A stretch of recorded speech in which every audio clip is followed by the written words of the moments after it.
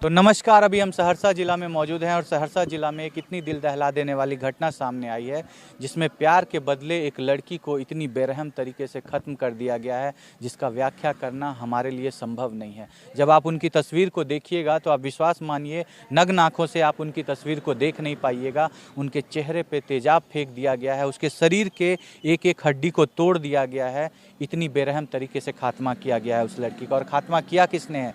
खात्मा किया है उस इंसान ने जिससे वो पिछले 4-5 वर्षों से बेपनाह मोहब्बत कर रही थी, जिसके लिए वो अपने घर परिवार के सारे सदस्यों को छोड़ करके कहीं चली गई थी। उस इंसान ने उसका खात्मा किया है।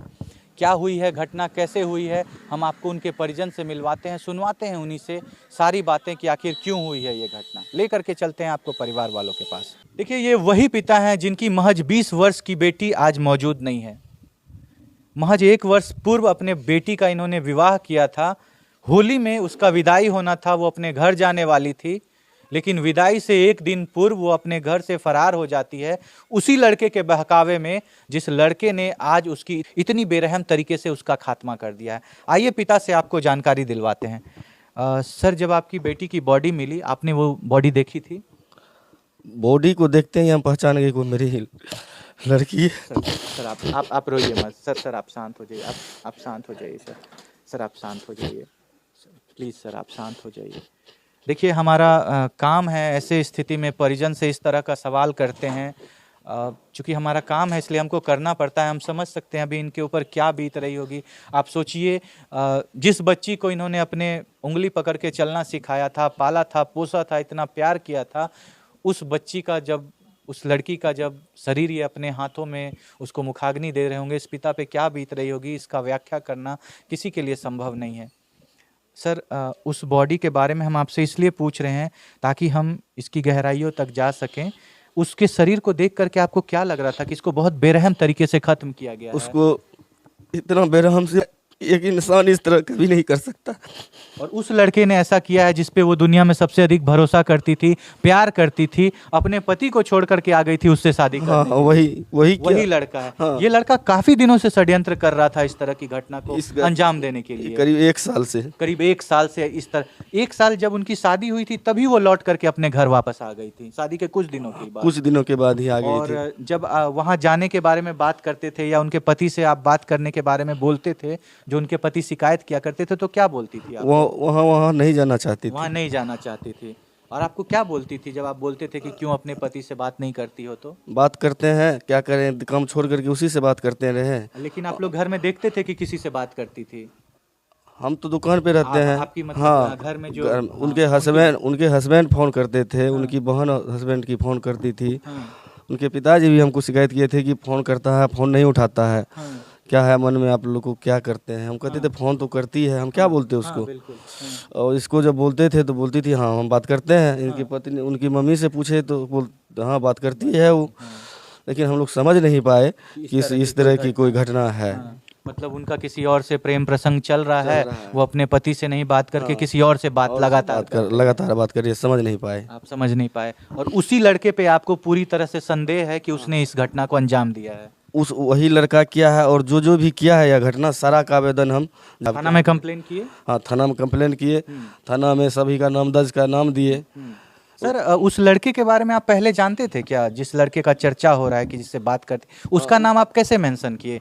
क्या कोई मतलब कैसे आप उसको पहले से पहचानते थे? उसके पर पहले से इसलिए शक है कि वो लड़का सबसे पहले हमारे गांव 4 रोज में आता था, 3 रोज में गांव आता था। हाँ, गाड़ी से घर तरफ। हाँ, घर उसका पीछे में मामा का, उसका मतलब उसका पिताजी का बहन रहती है, फुआ रहती है यहाँ पे। 3 रोज 4 रोज में वो रोज कार से आता था यहाँ। कार से आता? हाँ, 3 रोज 4 रोज में रोज उसका यही काम था, दिनचर्या। और आता था और इधर भी जाता आता था उससे। और उसके बाद और भी ग्रामीण से कुछ जो मतलब कानों कान कहीं से खबर मिल रही थी कि आपकी बेटी से इसका बातचीत होता है। उसके बाद जो लड़की कभी अपने इंस्टाग्राम फेसबुक से अपने हस्बैंड का फोटो नहीं शेयर करती है, वो लड़की उस लड़का का फोटो शेयर कर रही है। मतलब उस लड़के का जो कार से हमें साथ आता था, जिसका नाम आपने दर्ज कराया है, उसका शेयर करती है अपने इंस्टाग्राम से शेयर करती है। उस लड़का का ओरिजिनल नाम है सुशांत कुमार मंडल और इंस्टाग्राम चलाता है रिशु शाह के नाम से। इसलिए ताकि आप लोग दोनों एक ही कास्ट में है और उस पकड़ नहीं सके कोई संबंध में है, यदि कभी इसमें चेक भी किया तो प्रशासन का इसमें सबसे बड़ा, यदि प्रशासन उसको चाहता तो मेरी बच्चियाँ जिंदा रहती। प्रशासन किसी तरह से सहयोग नहीं कुछ नहीं किया। प्रशासन को जब हम बोले तो प्रशासन खानापूर्ति के नाम पे उस नामदर्ज में से एक लड़के का पिताजी को उठा करके लाया, फिर यहाँ से 10-20 सुशांत के पिताजी को नहीं, उसको नहीं लाया। अच्छा, हम 8 आदमी का नाम दिए थे, जिस पे भी आपको शक हो रहा था, जिस पे भी हो रहा यही मिल के उसको, यही 8 मिल के, दूसरा कोई नहीं।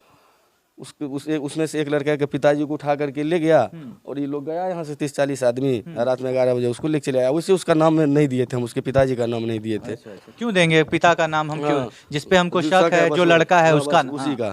प्रशासन का इसमें देखिए कितना बड़ा अथी है। हम जिस पे आरोप लगाए हैं और बॉडी को हम एक्सेप्ट कर रहे हैं, उसको वहाँ बैठाए हुए थे, फिर उसको वहाँ से छोड़ दिया। क्या लगता है प्रशासन घूस वगैरह? प्रशासन घूस नहीं खा लिया तो आखिर प्रशासन कैसे दबाव? जो आयो हैं कल, जब लड़का बोला कि मेरी पत्नी की बॉडी नहीं है और हम एक्सेप्ट कर रहे हैं कि मेरी ही बेटी है, हम कैसे नहीं पहचानेंगे? आपके दामाद बोल रहे हैं कि ये मेरी पत्नी नहीं, हम पहचान नहीं पा रहे हैं या नहीं है? पहचान नहीं पा रहे हैं, चेहरा विकृत है। और आप बोले ये मेरी बेटी है। पूरा समाज जानता है कि उस वही लड़की है, कोई भी देख के उसको बोल रहा है। जिस जगह वो खेली है। आवेदन दिया गया 4 रोज पहले। आइए सर, इधर आइए ना, यहाँ आ जाइए। आवेदन जब 4 रोज पहले दिया गया है। क्या बोल रहे हैं? इधर आइए, आगे आइए। आवेदन 4 रोज पहले जब दिया गया था, कोई भी तरह का आवेदन नहीं है थाना में।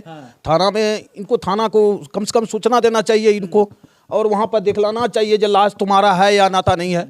यहाँ से जब तक में ही गया तब तक वह लाश चले गया सहरसा। सहरसा पहुँचा, सहरसा ही लोग सभी गाड़ी रिजर्व कर में लेट हो गया थोड़ा। सहरसा पहुँचा तो वहाँ पर भी पोस्टमार्टम हो गया। बताइए ये सब कौन सा जासूस है? सोचने वाली बात है। वहाँ से जब निकला तब फिर आया थाना ही। बॉडी को जब तक दिखलाना नहीं चाहिए तब तक उनको कोई तरह के शिनाख्त नहीं होगा, कोई पहचानेगा नहीं। लावारिस बॉडी तो है नहीं। कर दिए, फिर उनको लेकर के वहाँ पर पहुँचा। आपका जब बात हुआ था तो आपने बोला था कि सर रोकिए बॉडी को, हम आ रहे हैं, हम शिनाख्त करेंगे। उसके बाद भी लेकर के मेरा कॉल रिकॉर्ड निकाला जाए, हम कितना बार बोल रहे हैं। और वो आयो कल जब गए डीएनए टेस्ट के लिए, आयो खुलेआम बोल रहा है कि तुम एफआईआर अपने दामाद पे करो, अपनी एफआईआर दामाद पे करो। हम 3 ऐसे बॉडी टच करते हुए तुम पे 302 का मुद्दा करेंगे, तुमको हम खुद जेल भेजेंगे। वो बोल रहा था। हाँ, तुम गुमराह कर रहा है, तुम एफआईआर को जो है सो अपने दामाद पे करो। लेकिन हम जब जिस मुजरिम का नाम दिए हैं उस पे किसी पे कार्रवाई नहीं कर रहा, कोई कार्रवाई। और आयोग के द्वारा हम पे ही दबाव बनाया जा रहा है एफआईआर बदलने के लिए। आप देख सकते हैं, ये है बिहार पुलिस के हालात। जब एक पिता ने अपनी बेटी के खात्मे का एफआईआर किसी मुजरिम पे किया हुआ है, उस मुजरिम को बैठा करके वो चाय पिला रहे हैं और उल्टा इनको धमकी दिया जा रहा है कि तुम एफआईआर को बदल करके किसी दूसरे पे, यानी कि अपने दामाद पे एफआईआर करो। क्योंकि अक्सर जब लड़की का इस तरह से संदेहास्पद हालात में खात्मा हो जाता है तो ये शक जाता है कि ससुराल पक्ष से इस तरह की घटना को की गई होगी। लेकिन बोला जा रहा है कि अपने दामाद पे केस करो, नहीं तो हम तुम्हारे ऊपर केस करेंगे कि तुमने अपनी बेटी को खत्म कर दिया है। आप सोचिए, ये है बिहार सरकार में पुलिस की हालात। ये चल रहा है आजकल। जो पुलिस पैसा खा लेती है वो परिजनों को इस तरह से प्रताड़ित करती है। फिलहाल हम इस बात की पुष्टि नहीं करते कि इस तरह की घटना हुई है, हम जब खुद से इसकी चेक करेंगे। फिलहाल गार्जियन अपने मुंह से ये बयान दे रहे हैं कि मेरे साथ इस तरह की घटना हुई है, हम जाकर के इसकी तहकीकात करते हैं। अगर इस तरह की घटना हुई है तो उस पुलिस पे 100% कार्रवाई की जाएगी और उससे जरूर सवाल किया जाएगा कि आपने इस तरह की घटना को क्यों किया, आपने क्यों किसी को उकसाया कि तुम किसी और पे एफआईआर करो, तुम अपना एफआईआर बदलो। जी सर, ऐसा बिहेव पुलिस का है, आयोग का है, जिससे कि हम ही मुजरिम हैं और जिस पे आरोप लगाए हैं वो लोग पीड़ित है, वो लोग पीड़ित है। आप देखिए, एक पिता जिसकी बेटी चली गई है उसको प्रताड़ित किया जा रहा है पुलिस के द्वारा कि यही मुजरिम है, और जिस मुजरिम पे सारा शक जा रहा है, जिसके वही किया है, यही लोग मिल करके उस बहुत बेरहमी से मार। आप लोग तो देखे ही, फोटो देखने लायक नहीं है। सर यहाँ पे एक सवाल, बेटी उस लड़के से बहुत दिन से प्यार करती थी, उसी से शादी करने के लिए वो अपने पति को छोड़ करके अपने घर आ गई थी। उसके लिए उसने अपने पूरे परिवार को छोड़ दिया, उसके साथ भाग करके शादी करने के लिए गई। तो आखिर उस लड़के ने क्यों खात्मा कर दिया आपकी बेटी का? ये सवाल। हाँ, इसका सरकार, हाँ बोलिए ना सर। सच्चाई ये है सर। आप क्या सोचते हैं इस तरह की घटना के बारे में? आप क्या सोचते हैं ऐसे पुलिस के बारे में? आप क्या सोचते हैं उस लड़के के बारे में जो पिछले कई दिनों से षड्यंत्र कर रहा था? आप अपने राय को, अपने विचार को कमेंट में जरूर रखिएगा। हम छोड़ जाते हैं आपको इन्हीं सवालों के साथ। मिलते हैं आपसे अगले वीडियो में अगली केस के साथ। तब तक के लिए सावधान रहिए, सतर्क रहिए। जय हिंद, जय भारत।